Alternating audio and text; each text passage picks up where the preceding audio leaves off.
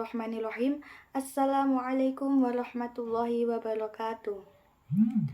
Alhamdulillahirabbil alamin wa bihi nasta'inu ala umuri dunya waddin wassalatu wassalamu ala asrafil anbiya'i wal mursalin sayyidina wa maulana Muhammadin wa ala alihi wa sahbihi ajma'in. Amma ba'du. Perkenalkan, nama saya Aisyah Nur Rohimah dari program studi pendidikan bahasa Arab kelas B dengan nomor induk mahasiswa 22104020003. Sebelumnya, saya ucapkan terima kasih kepada Bapak Nasiruddin yang telah memberikan kami tugas membuat video review tentang hal-hal yang berkaitan dengan mata kuliah Ulumul Quran. Di sini saya akan mereview sebuah buku yang berjudul Ulumul Quran untuk Pemula yang diterbitkan oleh Program Studi Ilmu Al-Quran dan Tafsir Fakultas Usuluddin Institut PTIQ Jakarta. Sebelum masuk ke review buku, di sini saya akan memperlihatkan sampul dari buku tersebut. Ini. Ulumul Quran sendiri adalah sekumpulan ilmu yang membahas tentang berbagai segi dari Al-Quran. Para ulama mendefinisikan Ulumul Quran sebagai ilmu yang mempelajari hal-hal yang berhubungan dengan Al-Quran.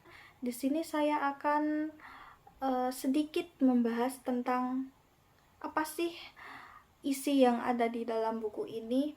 Nah, tadi kan sudah saya singgung ada 12 bab. Nah, untuk yang bab pertama itu membahas tentang pengenalan Al-Quran. Nah, dalam bab ini berisi tentang apa itu pengertian Al-Quran dan apa saja nama-nama dan sifat-sifat Al-Quran. Terus ada juga perbedaan Al-Quran dengan hadis qudsi dan hadis nabawi. Dan yang terakhir dibahas itu tentang keutamaan Al-Quran. Itu dari bab pertama.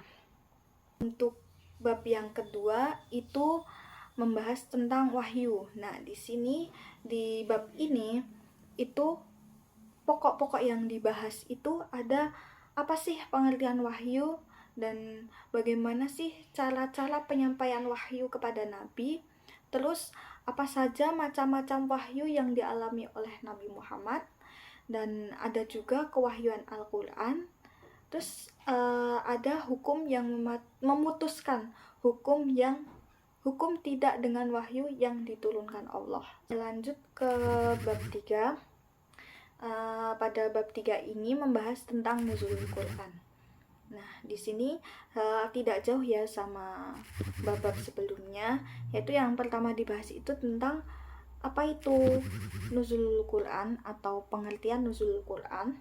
Terus ada juga proses turunnya Al-Quran. Jadi Al-Quran itu turun, itu bagaimana prosesnya seperti itu. Terus ada hikmah turunnya Al-Quran secara berangsur-angsur. Ada juga dibahas tentang surat yang pertama dan yang terakhir kali diturunkan kepada Rasulullah. Sekilas saya baca itu ada berbagai pendapat dari para ulama. Terus yang terakhir itu membahas tentang kategorisasi ayat Al-Quran. Lanjut ke bab selanjutnya, yaitu bab 4, yaitu membahas tentang kodifikasi Al-Quran. Di sini dijelaskan tentang bagaimana kodifikasi Al-Quran pada periode Nabi, pada periode Abu Bakar As-Siddiq, pada periode Utsman bin Affan, dan kodifikasi Al-Quran pada pasca Utsman hingga sekarang. Nah, lanjut ke bab yang selanjutnya, yaitu membahas tentang surah-surah yang ada di dalam Al-Quran. Nah, di sini dibahas tentang pengertian surat di dalam Al-Quran. Terus ada juga sejarah pemberian nama surah dalam Al-Quran. Kenapa sih surat-surat tersebut diberi nama seperti itu, nanti dijelaskan di buku ini. Terus ada sistematika penyusunan surat dalam Al-Quran. dan ada juga pengelompokan surat dalam Al-Quran, dan yang terakhir itu membahas tentang tartib Al-Quran. Lanjut ke bab selanjutnya, yaitu bab 6 yang membahas tentang Makki dan Madani. Nah, dalam bab ini itu dijelaskan apa itu definisi dari Makki dan Madani, perbedaan dan karakteristik dari Makki dan Madani, dan manfaat mengetahui Makki dan Madani. Nah, bab selanjutnya yaitu bab ke-7 itu membahas tentang asbabun nuzul. Nah, dalam bab ini dijelaskan apa itu definisi asbabul nuzul, terus ada juga dijelaskan tentang redaksi asbabun nuzul, macam-macam asbabun nuzul, ada juga kaidah-kaidah asbabun nuzul, sampai dengan manfaat mengetahui asbabun nuzul. Selanjutnya yaitu bab muhkam dan mutasyabih. Pada bab ini dijelaskan tentang pengertian muhkam dan mutasyabih, dan ada juga tercantum contoh ayat muhkam dan mutasyabih, terus perbedaan pendapat para ulama mengenai muhkam dan mutasyabih, bahkan hikmah muhkam dan mutasyabih pun tercantum dalam buku ini. Untuk bab yang selanjutnya yaitu membahas tentang am dan khas. Pada bab ini dijelaskan tentang apa itu am dan apa itu khas. Jadi dijelaskan tentang definisinya. Terus ada juga pembahasan tentang jenis-jenis am serta bentuk atau sirat dari am. Nah, di dalam buku ini juga membahas tentang kaidah-kaidah am dan khas. Untuk bab yang selanjutnya yaitu bab ke-10 itu membahas tentang nasikh dan mansuh. Nah, pada bab ini dijelaskan tentang pengertian nasikh dan mansuh. Ada juga tentang macam-macam nasakh pada Al-Quran. Pada buku ini juga dijelaskan tentang pendapat para ulama terhadap nasikh dan mansuh, dan ada juga tentang hikmah nasikh dan mansuh. Lanjut ke bab selanjutnya yaitu bab 11, itu membahas tentang mutlak dan muqayyad. Nah, pada bab ini itu dijelaskan tentang definisi lafaz mutlak dan muqayyad, ada juga macam-macam lafaz mutlak dan muqayyad, serta dijelaskan juga status lafaz mutlak dan muqayyad. Memasuki bab yang terakhir yaitu bab 12, itu menjelaskan tentang mantuk dan mafhum. Nah, pada bab ini itu di banyak subbab-subbab yang dibahas. Ada pengertian mantuk, terus beserta pembagian-pembagiannya, terus ada juga pengertian mafhum dan pembagian-pembagiannya juga, dan ada juga dijelaskan tentang syarat-syarat mafhum mukhalafah, dan ada juga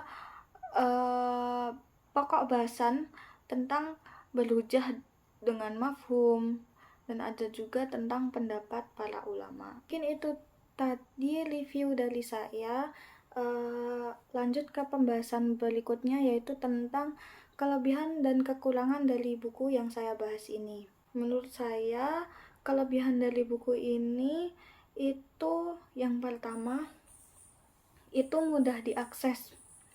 Dalam artian gini, kita bisa menggunakan buku ini dimanapun, kapanpun, dan dalam keadaan apapun itu, dengan menggunakan handphone atau elektronik lainnya yang sedang kita bawa. Selain itu, buku ini juga bisa diakses secara gratis tanpa dipungut biaya apapun dan tidak memakan penyimpanan yang sangat besar. Jadi menurut saya ini tidak membuang-buang memori, entah itu di HP ataupun di laptop atau di tab dan alat elektronik lainnya. Nah, selain itu buku ini juga sangat lengkap dan menurut saya sangat keren. Untuk isinya juga mudah sekali dipahami dan sangat tidak terlalu tinggi gitu loh.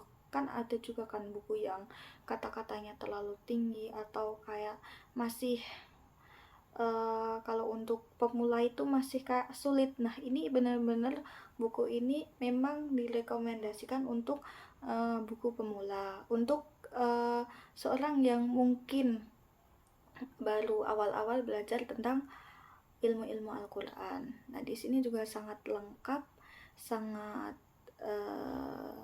mudah dipahami tentunya, sangat enak untuk dibaca, dan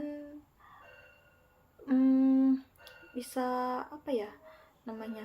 sangat mudah untuk diingat gitu loh kata-katanya. Untuk kekurangannya itu menurut saya karena ini ebook itu jadi tidak seleluasa kalau menggunakan buku yang sudah dicetak.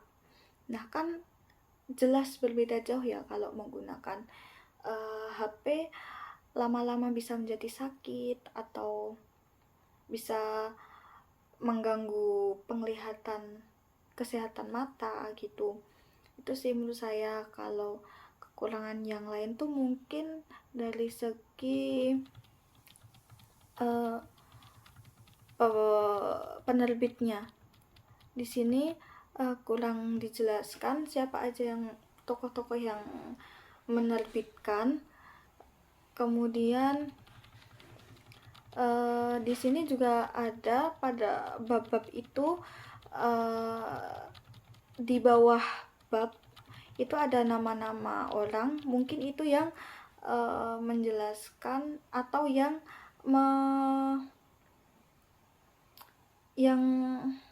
menyusun bab tersebut, tapi memang untuk penerbit hanya di atas namakan fakultas seperti itu, tidak dicantumkan nama-namanya.